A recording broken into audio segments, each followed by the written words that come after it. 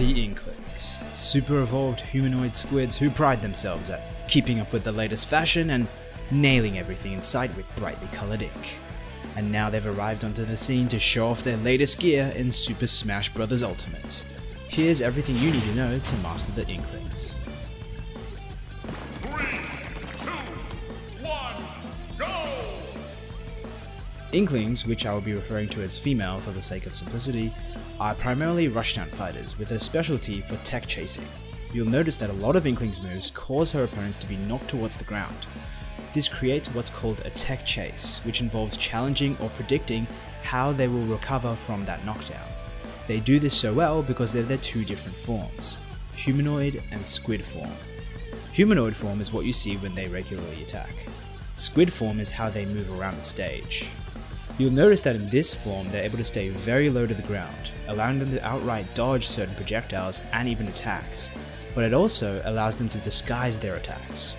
Unlike other fighters who have unique animations for running and dodging, the Inklings dash, spot dodge and roll all look pretty much the same, making it very difficult to get a reading on what they're doing.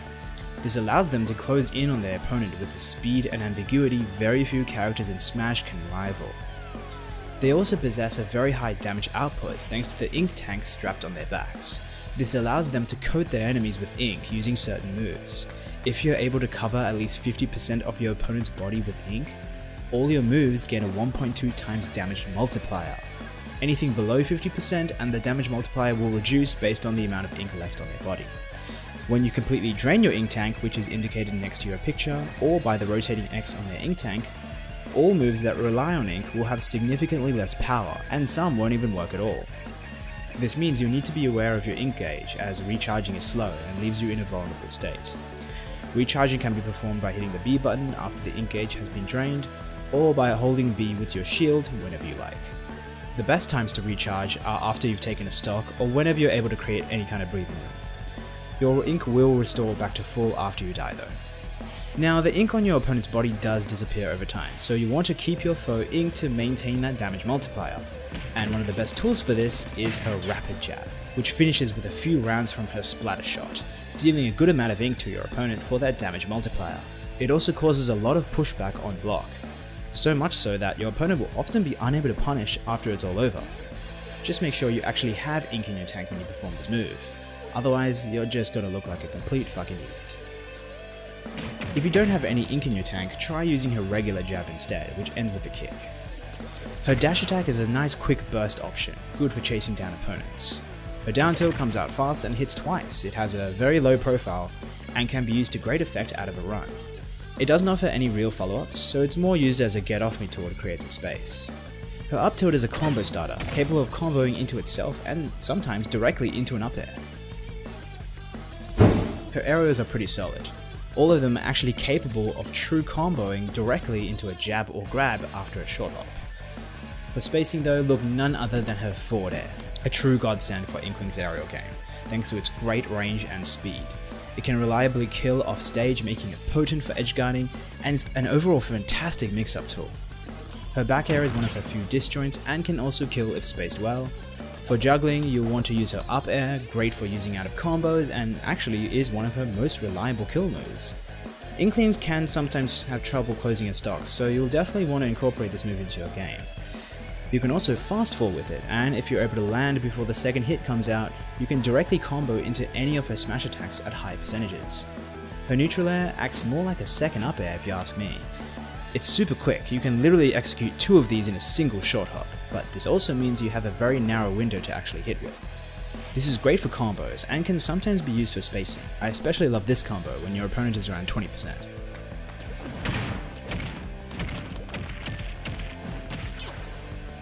Her down air on the other hand is a bit mediocre. It can spike, don't get me wrong, but it has low range and priority, making it tough to land. In general, the Inklings have pretty limited tools for covering their fall, making them very susceptible to juggling. In situations like these, you'll need to rely on movement and your wits to survive. Her smash attacks all use ink to varying degree, which means they're all capable of inking your opponent for the damage multiplier, but also get significantly weaker if there's no ink left in your tank. Her side smash uses the INKBRUSH for a quick swipe at her opponent. It has decent range and is particularly useful after grounding your opponent with your side special, which we'll talk about in a little bit. Down smash is the same, which uses the slosher to spray ink on both sides. Her up smash is the most interesting of the smashes, a two-part attack that involves forcing the opponent into the air and blasting them with an explosion of ink on the second hit. This is her most powerful smash attack and is capable of lifting opponents out of a grounded state. The initial startup is quite fast as well, so you can use it as a surprise attack up close. Just make sure you have plenty of juice in your tank, as it uses the most ink out of all the smash attacks. Her down throw is your typical combo starter, comboing directly into a side tilt, jab, or side smash at 0%. Up throw true combos into up air. Back throw is your kill throw, KOing at around 129% at the edge of a final destination stage. Her forward throw is her weakest throw, but is the only one capable of spraying ink on your opponent. Not much, but enough to apply some pressure. That's if you actually have ink in your tank. Oh, and can I just say real quick, her pummel is pretty dirty. I mean, come on, stomping on your opponent's foot? Not cool, man. Like her smash attacks, her specials all incorporate various weaponry from Splatoon. Her neutral special has her spray a steady stream of ink from her SPLATTERSHOT. It can be angled either upwards or downwards, and can catch opponents off guard if you're able to use it up close. It's quite risky to use, being a little slow, but the payoff is a face full of ink, as this is the easiest way to completely cover your opponent with ink. It also has a lot of unique properties, like if you notice your opponent is getting a little bit too comfortable on that ledge, just pull out your SPLATTERSHOT, because you can totally ink their dumbass while they're hanging onto that ledge. Nobody is edge-hogging against Inkling. It triggers counters up close, but not at a distance, and offers phenomenal shield pressure, as your opponent is unable to drop their shield at all if you spray them with a continuous stream. Just remember, it is also the quickest way to drain your ink tank, so use it sparingly. Inkling's down special incorporates the Splat bomb, which can be tossed into the air, or lobbed across the stage depending on how long you hold down the button, with the damage and ink coverage increasing the stronger the throw. It detonates on impact, or has a time fuse for about 2 seconds if it doesn't come in contact with anyone. Now, there are a number of uses for this. Firstly, this makes Inklings really good on battlefield stages, because you can easily just toss one up on the platform above you with no problem. Secondly, it makes it scary at edgeguarding, as you can throw it as they're trying to get back onto the stage. Heck, you can just lob it directly into the path of their recovery, which is a bit of a dick move, but hey, you can't argue with results. I also found it really useful for giving you some breathing room when you're close to running out of ink, as it can provide you with some cover while you recharge. You can also use it as a means of disguising your next attack. Since you can't be hit by your own bomb, if you toss one out and move into it as it explodes, there will be a brief moment where your opponent will be unable to see what you're doing, which makes it great for covering your approach. You can B-reverse the moves to mix things up, and I also find that, at least the uncharged throw, can make for a very unorthodox anti-air. Just make sure you have plenty of ink for this one, because if you execute it below the threshold of ink needed, you end up just turning around and looking at your tank with a very confused look on your face. And no, you cannot cancel out of this, so you can totally be punished for your stupidity. Now onto Inkling's side special, the Roller.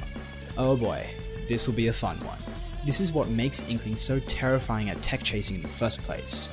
The move involves Inkling running along the ground with her roller. If she connects with a grounded opponent successfully, they end up getting buried. Now, we see bury moves all the time, but this one in particular has one of the longest bury times I've ever seen. So if you get hit by this at high percent, you're pretty much fucked. And strangely enough, oftentimes you'll get caught by this simply by teching. So this is the first time I've ever thought I'd ever say this, but don't tech against Inkling. It's actually better if you miss your tech against Inkling, because you actually won't get into the buried state. Wow, I never thought I'd ever hear myself say that. Anyways, to get good with this move, you'll need to learn how to cancel out of it. And there's a couple of ways to do it.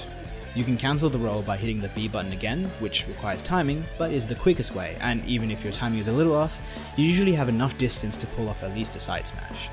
The best way to time your cancel is to hit the B button as soon as you connect with the roller. The other method is cancelling the roll by jumping, and then using your directional air dodge to land next to your opponent. It's slightly slower, but allows for better positioning. As I said before, the best way to use this move is to predict your opponent's tech, or even to try to catch them as they land on the ground. But if your opponent is able to get a read on you, A simple jump attack will quickly put an end to your rolling escapades. This is where your jump cancel comes into play, as you can usually fake out your opponents by jumping out to escape or going in for an aerial attack. If you ground them at early percentages, your jump cancel will also come in handy here, as you can try to hit them as they mash out with one of your aerials. Even at high percentages, there's this pretty cool combo you can do after you cancel a roll into another. It has applications for getting up onto the stage too. If you find yourself on the ledge, quickly press down followed by a full hop and then immediately execute the side special. This should let you execute the roller very close to the ledge, allowing you to quickly turn the tables on your opponent if they're trying to bait you out. Just remember, the roller is dependent on directional input, so you need to actually be pressing forward in order to ground your opponent. Otherwise, they'll just get knocked back. But there is this true combo you can do at around 20 to 30%. Another little detail is that the ink trail you leave behind actually slows down your opponent's movements. Now it disappears pretty quickly, so it's pretty questionable whether this is even useful, but hey, when it comes to the neutral, any bit of advantage can only be a good thing. And how could I forget, it's actually a very useful recovery, as it provides plenty of horizontal momentum and a third jump. Yes, if you used up all your jumps, you can still jump cancel in the air. So yeah, mastering the roller is key to mastering Inkling. Just make sure you actually have ink when you use it, otherwise it turns Inkling's best move into their most depressing move.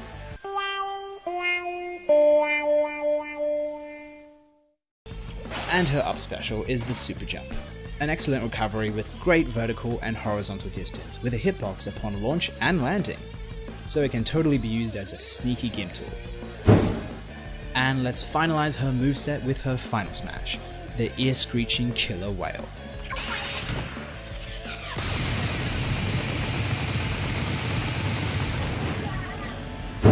So, Inkling truly is one of the trickiest fighters to play against.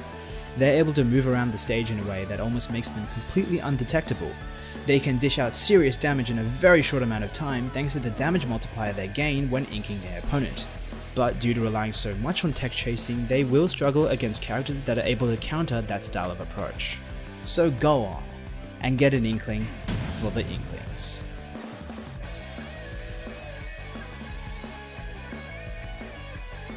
So, who's next? Sound off in the comments below, as I look directly at the comments of this video to determine who will be the next character.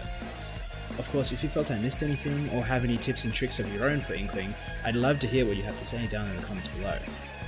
Special thanks to Slasher1562 by the way, for helping me out with some of the research to this video. I'll leave a link to his channel in the description. He discovered a pretty cool glitch for Shulk, which you should definitely check out when you get the chance. But before you do that, please give the video a like if you found it helpful, and subscribe for more guides on Smash Ultimates. And I'll see you in the next one.